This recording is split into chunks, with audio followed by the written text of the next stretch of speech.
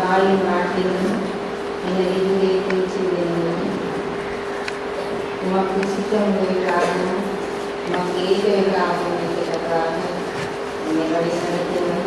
அதே போல இங்கே உங்களுடைய பிள்ளைகள் யாவருக்கும் இந்த வார்த்தைகள் தலைமுறைகளாகவும் உங்களுடைய சித்தத்தின்படி அவர்களை நடப்பதற்கு தூண்டுவர்களாக நிற்கப்பட்டதாக நீங்கள் தானே பயன்படுத்தும்படியாக இருக்கிறீர்கள்.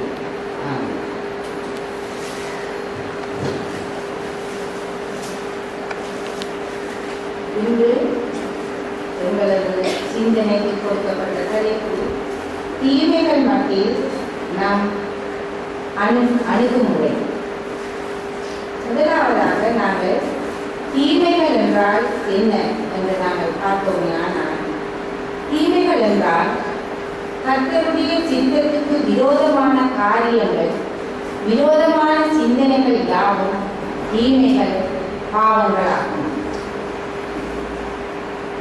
நாங்கள் கர்த்தருடைய சித்தத்துக்கு விரோதமாக அவருடைய சித்தம் இல்லாத காரியங்களை நாங்கள் செய்யாத படித்துதான் நாங்கள் கர்த்தர் எங்களுக்கு பெற்றுத்தந்த அந்த பரமண்டல ஜெபத்திலே தீமையிலிருந்து எங்களை ரட்சித்துக் கொள்ளுங்கள், தீமையிலிருந்து எங்களை விலக்கி காத்துக் கொள்ளுங்கள் என்று ஜெபம் செய்கின்றோம்.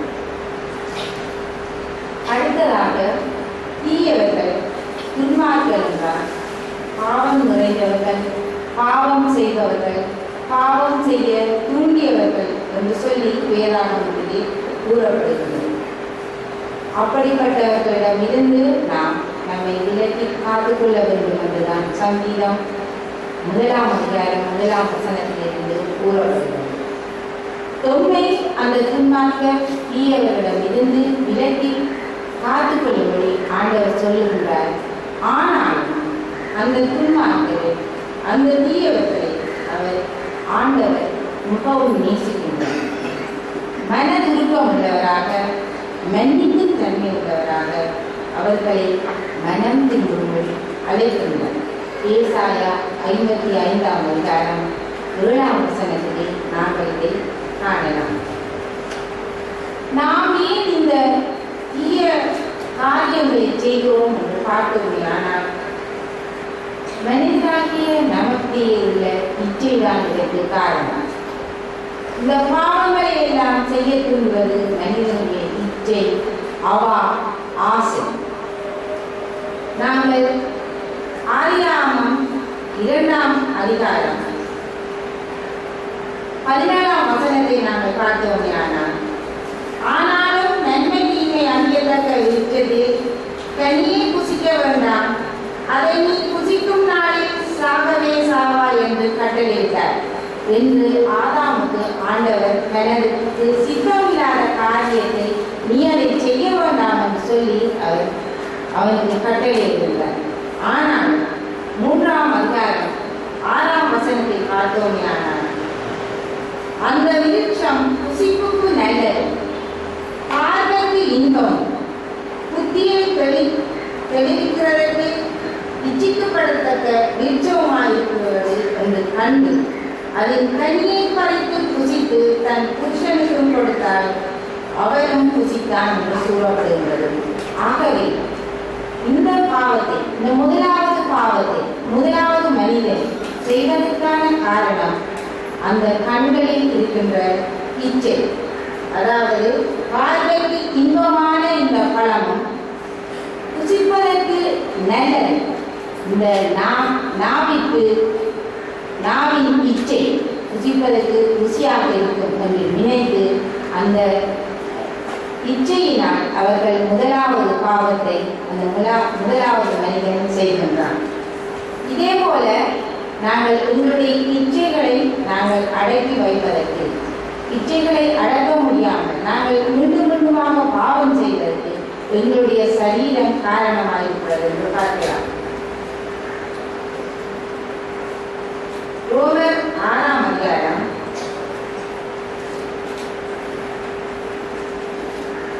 12ஆம் 13ஆம் வசனங்களை நாங்கள் பார்த்தோமையான, ஆகையால் நீங்கள் சரீர இச்சைகளின்படி பாவத்திற்கு கீழ்ப்படியத்தக்கதாக சாவுக்கு ஏதுவான உங்கள் சரீரத்தில்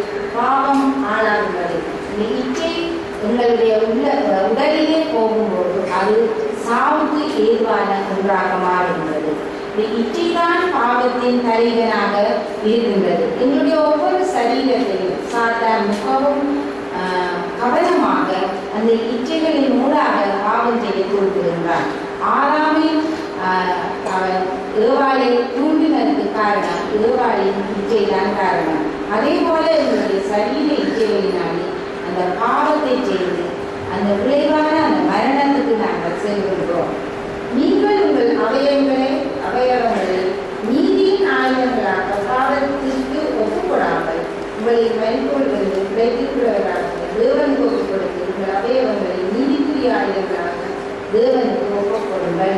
சாத்தானுக்கு ஆயுதங்களாக எங்களுடைய சரீரங்களை நாங்கள் கொடுக்காமல் உங்கள் சரீரங்களை பாவத்துக்கு உட்படுத்தி இச்சைக்கு உட்படுத்தி சாத்தானுடைய அந்த ஆயுதங்களாக மாற்றாமல் தேவனுடைய காரியங்களை எங்களுடைய சரீரத்தில் உள்ள ஒவ்வொரு அங்கங்களையும் பாடல்களினாலே வேதங்களை வாசிப்பதினாலே அதற்குரிய காரியங்கள் செய்வதனாலே எங்கள் அங்கங்களை நாங்கள் பாவிக்கும்படியாக கூறப்படுகிறது. அதே போல நாங்கள் இந்த பாவத்தின் சம்பளம் எங்களுக்கு கிடைப்பது உச்சகட்டமாக மரணம் என்பதை யாக்கோபு 1:15 நாங்கள் பார்க்கும்போது, பின்பு இச்சையானது கற்பம் தரித்து பாவத்தை பிறப்பிக்கும், பாவம் பூரணமாகும் பொழுது மரணத்தை பிறப்பிக்கும் என்று கூறப்படுகிறது. இச்சை பாவமாக மாறி அந்த பாவம் பூர்ணமாகி மரணத்தை எங்களுக்கு பிறப்பிக்கின்றது. ஆகவே இந்த இச்சையின் விளைவு மரணமாக காணப்படுகின்றது. இந்த தீமையான காரியங்கள், இந்த பாவமான காரியங்கள், அவற்றை தூண்டுகின்ற இச்சை, அந்த இச்சை பாவத்திலே கொண்டு விழப்பண்ணி மரணத்திலே முடிவடைகின்றதை நாங்கள் காண்கின்றோம். இப்படியான பாவங்களை நாங்கள் அநேகமான நேரங்களில் நாங்கள் செய்ய ஆசைப்படுவதில்லை. இந்த தீமையான காரியத்தை நாங்கள் செய்ய மனதில்லாமல் இருந்தாலும் கூட நாம் பாவம் செய்ய நாங்கள் எங்களுடைய மாம்சம் எங்களை தூண்டுகின்றதாக கூறப்படுகிறது. ரோமர் 7:18 20 வரையில் பவுலடியார் அவர்கள் சொல்லுகின்றார், நன்மை செய்ய வேண்டும் என்றே விருப்பம் என்னிடத்தில் இருக்கிறது, நன்மை செய்வதோ என்னிடத்தில் இல்லை. நான் அல்ல, எனக்குள்ளே வாசமாயிருக்கிற பாவமே அப்படி செய்கின்றது. அதப்படி என்னிடத்தில், அதாவது என் மாம்சத்தில் நன்மை வாசமாயிருக்கிறது. என்னுடைய மாம்சத்தில் என்னை இச்சையின்படி நடக்க செய்கின்ற இந்த மாம்சத்தில் தான் அந்த தீமை யாவும் இருக்கின்றது. எங்களுடைய உள்ளத்திலே நாங்கள் நன்மைதான் செய்ய வேண்டும். கடவுளுடைய இடத்திலே வந்து அவருடைய வார்த்தைகளை கேட்டு திரித்து செல்லும் பொழுது நான் நிச்சயமாக இந்த பாவத்தை செய்யக்கூடாது. அப்படி என்றால் நான் இந்த ஆலயத்துக்கு வந்து வணங்கி செய்வதிலே எந்தவித பிரயோசனம் இல்லை என்று நாங்கள் நினைக்கின்றோம். ஆனாலும் அதை நாங்கள் அடுத்த நிமிஷம் மறந்து விடுகிறோம். இப்படிப்பட்ட பரிசுத்தவானாகிய பவுலுக்கு கூட அந்த மனதில் தான் செய்ய வேண்டிய காரியங்களை நன்மையானதாக செய்ய நினைத்தாலும் கூட அவர் கூட சொல்லுகிறார், மாம்சம் என்னை அந்த நன்மையான காரியங்களை செய்ய விடுவதில்லை என்று சொல்லுகிறார். அப்படிப்பட்ட போது நாங்களும் மாற்றோம். ஆனாலும் கூட நாங்கள் நன்மைகளை தான் செய்ய வேண்டியவர்களாக இருக்கின்றோம். ஏனென்றால் நன்மைகளே செய்தாலே ஒழிய எங்களுக்கு பரலோகராஜ்யம் கிடைக்காது. நாங்கள் அந்த நித்திய வாழ்வுக்கு செல்ல முடியாது. எங்களுடைய லட்சியம் என்ன, எங்களுடைய எண்ணம் என்ன, எங்களுடைய எய்ம், அதாவது புஸ்தகங்களாகிய எங்களுடைய லட்சியம் வந்து நாங்கள் பரலோகராஜ்யத்தை அடைய வேண்டும். அதற்கிடையே நாங்கள் எங்களுடைய பாவங்களை எல்லாம் ஆண்டவரத்தில் ஒப்புக்கொடுத்து பரிசுத்தர்களாக மாற்ற வேண்டும். நிச்சயமாக பரலோகராஜ்யம் பெறும் வழியை ஆண்டவர் எங்களை பிரித்தெடுத்தார். இதற்கு அழகான ஒரு உவமையை ஆண்டவர் சொல்லுகிறார். மத்தேயு 13 சொல்லப்படுகின்றது, நல்ல கதிர்களுடன் சேர்ந்து கடைகளும் இருக்கின்றது, அவற்றை குடுங்கி அறியவா என்று அந்த வேலைக்காரன் கேட்டபோது, இல்லை, அவை அறுக்கும் நேரத்திலே அவை பிரித்து எடுக்கப்படும்.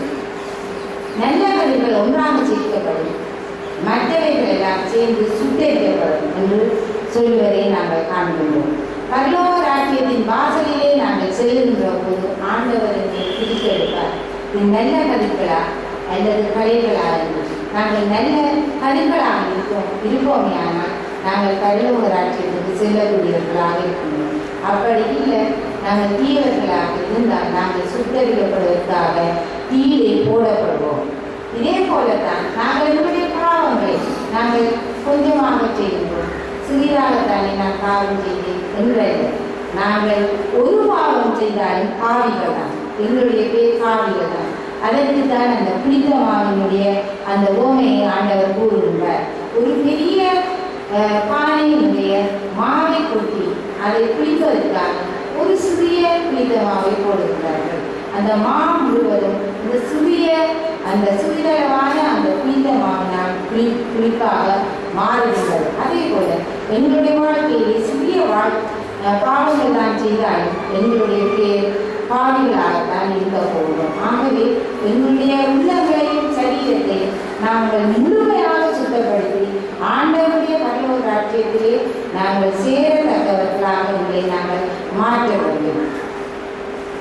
நாங்கள் அடுத்ததாக பார்ப்போம், இந்த தீமையான காரியங்களிலிருந்து நாங்கள் எப்படி நாங்கள் எங்களை மீண்டு கொள்ளலாம் என்று நாங்கள் பார்த்தோம்னா, உலகத்திலே வாழ்க்கைக்கு வாழ்வழிக்கும் அந்த வார்த்தைகளை நாங்கள் பின்பற்றினால், அவற்றை வாசித்து நாங்கள் அவற்றின்படி தியானித்து நடந்தோமே, ஆனால் நாங்கள் துன்மார்க்கர்கள் பாவிகள் என்ற பெயரில் இருந்து மாறி பரிசுத்தர்கள் நீதிமான்கள் சத்தியவான்கள் என்ற நாங்கள் அந்த பெயரை நாங்கள் பெற்றுக்கொள்ளலாம். இப்படியாக இந்த வார்த்தைகள் ஒவ்வொன்றின் மூலமாக நாங்கள் இதற்கு முதல் பார்த்தோம், உங்களுடைய சரீரங்கள் தான், சரீரத்தின் ஒவ்வொரு அங்கங்கள் தான் பாவத்துக்கு உங்களை உட்படுத்துகின்றதை பார்க்கின்றோம். ஆனால் இந்த நீதிமொழிகள் 4ஆம் அதிகாரம் 16ஆம் வசனத்திலே இருந்து நாங்கள் வாசித்த அந்த ஒவ்வொரு வசனங்களிலும் ஆண்டவர் எங்களுடைய ஒவ்வொரு சரீர அங்கங்களையும் நாங்கள் என்னத்துக்காக பயன்படுத்த வேண்டும் என்று சொல்வதை அழகாக விளக்கமாக கூறுகின்றார். அவர் செவி, இந்த செவியினாலே என்னுடைய வசனங்களை கேளுங்கள். இந்த கண்கள் உங்கள் கடவுளுடைய காரியங்களிலே இருந்து பிரியாதிருப்பதாக, உங்களுடைய இறுதிய சிந்தனைகளை நீங்கள் கடவுளுக்குரியதாக வைத்துக் கொள்ளுங்கள். உங்களுடைய ஜீவனை அந்த அவயவங்களை காத்துக்கொள்வதற்காக வைத்துக் கொள்ளுங்கள். உங்கள் வாய், உங்கள் உதடுகள், உங்கள் கண்ணிமைகள், உங்கள் கால்கள் எப்படி நடக்க வேண்டும் என்பதற்கான அந்த அறிவுரைகள் எல்லாம் அந்த நீதிமொழிகள் 4ஆம் அதிகாரத்திலே கூறுவதை நாங்கள் காண்கின்றோம். அதே போல நீதிமொழிகள் 12ஆம் அதிகாரத்தை நாங்கள் வாசித்து பார்த்தோமே, ஆனால் எவற்றையெல்லாம் நாங்கள் செய்ய வேண்டும், எங்கள் சரீரங்களினால் நாங்கள் எவற்றையெல்லாம் செய்யக்கூடாது என்ற அந்த அறிவுரை வார்த்தைகள் எல்லாம் அந்த நீதிமொழிகள் 12ஆம் அதிகாரத்திலும் அந்த 4ஆம் அதிகாரத்திலே நாங்கள் காணக்கூடியதாக இருக்கிறோம். ஆகவே அந்த வார்த்தைகளின் மூலம், கடவுளுடைய வார்த்தைகளின் மூலம் நாங்கள் எங்களுடைய பாவங்களில் இருந்து விடுபடக்கூடியவர்களாக இருக்கின்றோம். அடுத்ததாக ஆவியானவர் நமக்கு உதவி செய்கின்றார். இரண்டாவதாக ஆவியானவர் எங்களுக்கு உதவி செய்கின்றார். நம்முடைய இதயங்களை அவர் அறிந்திருக்கின்றார், நமக்காக அவர் வேண்டிக் கொள்கிறார். ஆகவே நாங்கள் எங்களுடைய தீமைகள் பாவங்கள் யாவற்றையும் நாங்கள் தனித்திருந்து விழித்து ஜபித்து ஆவியானவரால் நாங்கள் ஒப்படைத்து எங்களுக்காக வேண்டிக் கொள்கிறோம், எங்களுக்காக எங்களுடைய பாவங்களுக்காக வேண்டிக் கொள்கிறோம், அவரிடம் நாங்கள் ஒப்படைக்க வேண்டும். ரோமர் 8ஆம் அதிகாரம்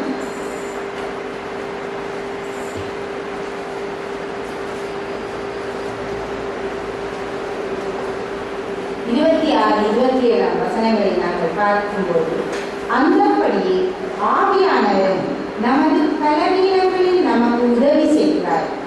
நாம் ஏற்றபடி வேண்டிக் கொள்ள வேண்டியது இன்னதென்று அறியாமல் இருக்கிறபடியால் ஆவியானவர் தாமே வாக்கு அடங்காத பெருமூச்சுகளோடு நமக்காக வேண்டுதல் செய்கின்றார். ஆவியானவர் தேவனுடைய சித்தத்தின்படியே பரிசுத்த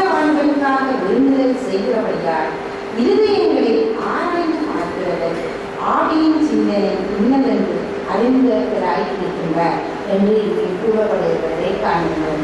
ஆகவே ஆவியானவர் உங்களுக்காக உதவி செய்ய காத்திருக்கின்ற வேளைகளில் நாங்கள் அவரிடம் வேண்டிக் கொள்ள வேண்டியவர்களாக, ஜெபம் செய்ய வேண்டியவர்களாக நாங்கள் இருக்கின்றோம். நாங்கள் தரித்திருந்து விழித்திருந்து ஆண்டவரிடம் எங்களுக்காக வேண்டி எங்களை நாங்கள் சுத்தப்படுத்த வேண்டும்.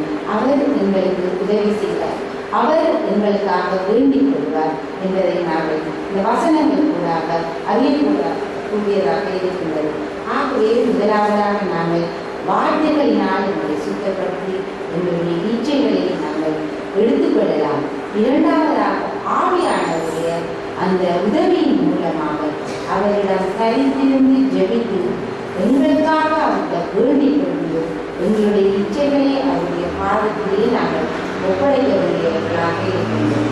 மூன்றாவதாக நாங்கள் எங்களுடைய பாவ வாழ்க்கைக்கு எதிராக நாங்களே போராட வேண்டும் என்று கூறப்படுகின்றது.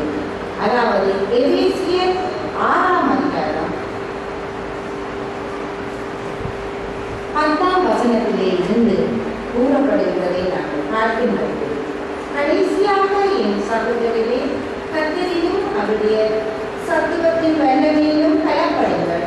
நீங்கள் பிசாசின் தந்திரங்களோடு எதிர்த்து நிற்க திராணிகளர்களாகும்படி தேவனுடைய சர்வ ஆயுத வர்க்கத்தையும் தரித்துக் கொள்ளுங்கள். நீங்கள் பிசாசினுடைய அந்த நிச்சயான பாவமான தீமையான காரியங்களை நீங்கள் எதிர்த்து நிற்க வேண்டுமென்றால் கடவுள் தந்த அந்த ஆயுதத்தை சர்வ ஆயுதத்தை நாங்கள் தரித்துக் கொள்ள வேண்டியவர்களாக இருக்கின்றோம். இன்னும் அதே அதிகாரத்திலே 14ஆம் வசனத்தை நாங்கள் வாசித்து பார்க்கிறோம். எப்படிப்பட்ட ஆயுதங்கள் என்று அங்கே 14ஆம் வசனத்திலே கூறுவதை காண்கிறோம். 14ஆம் வசனத்திலே சத்தியம் என்னும் கச்சையை உங்கள் அறையில் கட்டிக் கொள்பவர்களாக, நீதி என்னும் மார்பு கவசத்தை தரித்தவர்களாக நீங்கள் இருக்க வேண்டும். சமாதானத்தின் சுசேஷத்திற்குரிய ஆயத்தம் என்னும் பாதரட்சையை கால்களில் கொடுத்தவர்களாகவும், விசுவாசம் என்னும் கேடகத்தை பிடித்துக் கொண்டவர்களாகவும், இரட்சண்யம் என்னும் தலை சீராவை தேவவசனமாகிய ஆவியின் பட்டயத்தையும் எடுத்துக் கொள்ளுங்கள் என்று சொல்லுங்கள். நீதியை எடுத்துக் கொள்ளுங்கள், சத்தியத்தை எடுத்துக் கொள்ளுங்கள், சமாதானத்தை எடுத்துக் கொள்ளுங்கள், ஆயத்தம் சுவிசேஷ ஆயத்தங்களை நீங்கள் எடுத்துக் கொள்ளுங்கள், விசுவாசத்தை எடுத்துக் கொள்ளுங்கள், இரட்சண்யத்தை எடுத்துக் கொள்ளுங்கள், தேவ வசனங்களை எடுத்துக் கொள்ளுங்கள். இவற்றை யாவற்றையும் எடுத்து எங்கள் சரீரங்களிலே அணிந்து கொண்டோமையானால் எங்கள் சரீரம் அந்த பாவத்திலிருந்து அந்த இச்சையில் இருந்து தானாகவே விலகிக் கொள்ளுமாக இங்கே கூறப்படுங்கள். அப்படி நடந்தோமையானால் நிச்சயமாக முழுமையான நீதிமானாக ஆண்டவருடைய கல்லோர ராட்சியத்திலே நாங்கள் செல்லப்படும் போது நிச்சயமாக நாங்கள் வலது பக்கத்துக்கு உரியவர்களாக தெரிந்து செல்லப்படுவோம். நாங்கள் எங்களுடைய இச்சைக்கு விலகி நடக்க நாங்கள் எங்களை காத்துக் கொள்ள வேண்டும். முதலாவது வசனங்களை நாங்கள் எங்களுக்கு வாசிப்பவர்களாக தொடர்ந்து தரித்திருந்து ஜெபித்து ஆண்டவருடைய வேதத்தை வாசித்து தரித்து ஜெபித்து, மற்றது ஆண்டவர் தந்த அந்த கவசங்களை ஆயுதங்களை நாங்கள் எங்களுக்கு அணிவித்தவர்களாக, பாவங்கள் வரும்போது நாங்கள் போராடக்கூடியவர்களாக, எதிர்த்து நின்று போராடக்கூடிய மனதை எங்களுக்கு ஆண்டவர் தர வேண்டுமாக நாங்கள் ஆண்டவரிடம் கேட்க வேண்டும். இங்கே இச்சையிலே இருந்து ஆண்டவர் இவ்வளவாக தன்னை காப்பாற்றிக் கொண்டார் என்று நாங்கள் பார்க்கின்றோம். ஆண்டவருக்கு கொடுக்கப்பட்ட அந்த 3 சோதனைகளும் அந்த இச்சையின் சோதனைக்காக காணப்படுகின்றன. அவரிடம் அப்பத்தை காட்டினான் பிசாசு, உப்பரிகையிலே கொண்டு போனான், உலகத்தை காட்டினான், இவையெல்லாம் உங்களுக்கு என்று சொன்னான். எல்லா இச்சைகளையும் அவரிடம் காட்டினாலும் எங்களுடைய ஆண்டவர் மரணத்தை வென்ற எங்களுடைய பிதா இந்த இச்சைக்கு அடிபணிவாரா? அவர் எங்களுக்கு உதாரணமாக இச்சைகளை எப்படி நான் எதிர்த்து போராடினேன் என்று அவர் எங்களுக்கு அந்த 3 சோதனையிலும் இச்சையின் வெற்றியாக அவர் எங்களுக்கு எடுத்து காட்டுகிறார். அதே போல எங்களுடைய வாழ்க்கையில் நாங்கள் எங்களுக்கு வரும் சோதனைகளும் உலக இச்சை, உலக ஆசை, இந்த பாவமான காரியங்கள் யாவற்றையும் எதிர்த்து நிற்பதற்காக ஆண்டவர் செய்ததுனால் இந்த இச்சையை நாங்கள் போராடி வெல்லக்கூடியவர்களாக இருக்கின்றோம். அது மாத்திரமல்ல, எங்கள் கண்கள், எங்கள் செவிகள், எங்கள் நாடு, ஒவ்வொருவர் அங்கமாக வருகின்ற இச்சை முதலாவது மனிதன் எப்படி வென்றார்? அந்த ஆதாமுடைய மனைவி ஏவாள் அவள் சொல்லுகின்றார், ரஞ்சித பலம் கொஞ்சம் இன்னுமே பிராணநாயகா, பிராணநாயகா, ஓ பிராணநாயகா, ரஞ்சித பலம் கொஞ்சம் இன்னுமே பிராணநாயகா. ரஞ்சித பலம் என்றால் மிகவும் ஆசையான அழகான கண்களுக்கு இச்சை உள்ளது. ஆனால் அங்கே பவுலடியார் சொன்னது போல அவனுக்கு மனமில்லாமல் இருந்தது. இந்த பழம் புசிக்க வேண்டாம் என்று தேவன் சொன்னார். இந்த பழத்தை புசித்தால் நீ சாவாய் என்று தேவன் சொன்னாரே என்று அவன் திரும்ப அவளிடம் சொல்கிறார். அவனுக்கு மனமில்லாதிருந்தால் அந்த பழத்தை அவன் பார்த்து அந்த இச்சைகளுக்கு அடிமையாக்கி பாவத்தை செய்ய தொடங்குகின்றான். அதே போல அழகாகவும் கண்களுக்கு இனிமையாகவும் ருசியாகவும் பார்வைக்கு முயற்சியாகவும் இருக்கும். சில வேளைகளிலே நாங்கள் யோசிக்கின்றோம், நாங்கள் எவ்வளவோ நன்மையான காரியங்களை செய்து ஆண்டவருக்கு உகந்த காரியங்களை செய்யும் போது அவனை பார்த்தால் எவ்வளவெல்லாம் பங்களா கார் அதுகளோட வசிக்கின்றான். எந்த பிரச்சனையும் அவனுக்கு இல்லை, நல்ல உத்தியோகம் கிடைக்கின்றது. ஆனால் நான் எவ்வளவு பாவியாக இருந்தும் கஷ்டப்படுகின்றேன்.